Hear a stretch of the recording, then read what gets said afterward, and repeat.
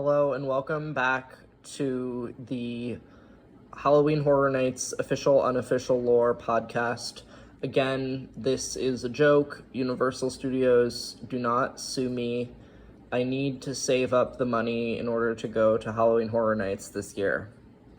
Today we're going to be talking about a very special scare zone known as the Cat Lady of Crooked Lane. It all started in Cary, Ohio, with a very special street called Crooked Lane. On Crooked Lane, there was a lady, and her name was Sharon. Sharon was known by everybody in Cary, Ohio, for being kind of scary and also crazy.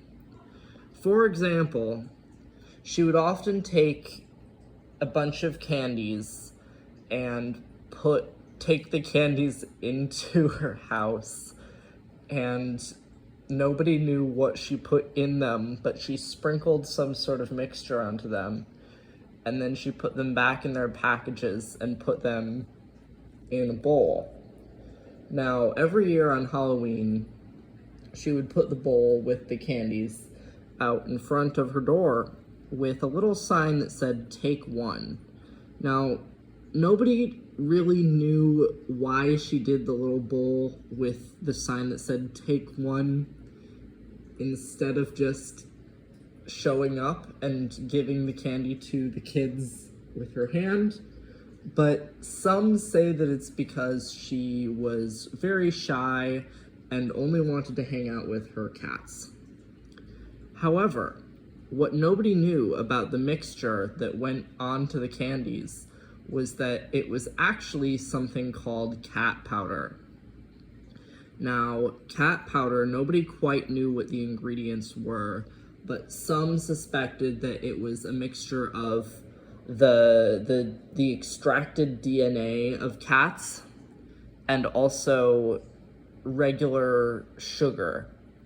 So what they would do, allegedly, is they would melt the sugar down in a pan and put in the cat DNA, and then she would let it harden, and she would pour it onto a cookie sheet and break it all up and grind it up in a blender. And then again, as I originally stated, she would put it on the candies, and then, okay. Now, fast forward, we're going forward to the present day. The trick-or-treaters went to her house, and all of them saw the candies in the bowl. Thinking that it was just regular candy, they took it. They didn't want to wait till they went home to eat the candy, so right away at her doorstep, the trick-or-treaters ate the candies but little did they know that the candies were infected with the powder. And so right away, the trick-or-treaters started to change. All of the trick-or-treaters developed different features of a cat. One of them, whose name was Jim, got the cat ears and also the cat eyes.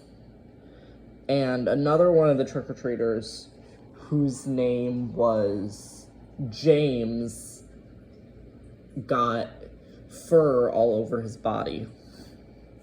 Later that night, all of the trick-or-treaters who were turned into cats decided to keep trick-or-treating. The cat lady of Crooked Lane looked out her window to see the trick-or-treaters trick-or-treating. "Ha, she said. "My plan has been successful." Later that night, the trick-or-treaters went out and they knocked on the door of another house. When the people in the other house opened the door, they thought that the trick-or-treaters were just in a Halloween costume. They thought that maybe one of them was a werewolf and one of them was a cat. Unfortunately, the trick-or-treaters, the cat DNA that had infected the trick-or-treaters didn't just affect their physical appearance, it also made their mind sort of like the mind of a cat. And so when they knocked on the door of the house, they had the mind of a cat. And what would a large cat do when they were confronted with a person? They would scratch the person.